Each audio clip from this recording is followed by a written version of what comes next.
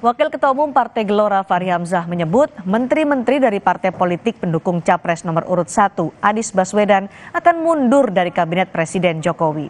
Kabar menteri-menteri asal partai pendukung Anies Baswedan akan mundur dari kabinet dicuitkan Fachri Hamzah di akun media sosial X miliknya.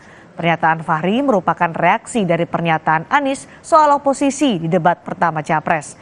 Fachri menyatakan wacana yang disampaikan sebagai peringatan agar Anies konsisten dengan pernyataannya soal oposisi.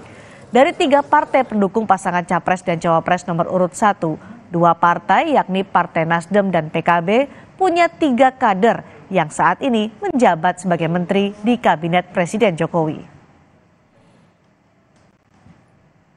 Yang saya dengar seperti itu. Jadi sebenarnya itulah yang saya tagih sekarang ini.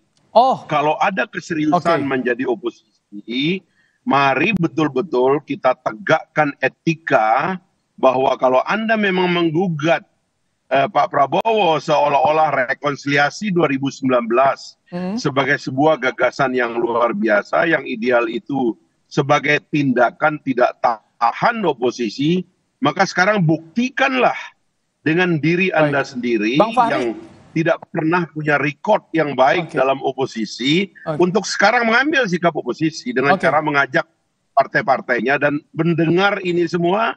Kita senang kalau memang itu akan dilakukan gitu loh. Saya kira itu idenya. Dalam unggahan di akun media sosial X miliknya, Wakil Ketua Umum Partai Gelora Fachri Hamzah mencuit, baru mendengar kabar baik bagi demokrasi kita bahwa calon presiden nomor urut 1 akan mengumumkan seluruh partai pendukungnya mundur dari kabinet pekan ini. Katanya ini dalam rangka memantapkan posisi sebagai oposisi di pemilu nanti. Info ini perlu ditanyakan kepada yang bersangkutan, tulis Fachri.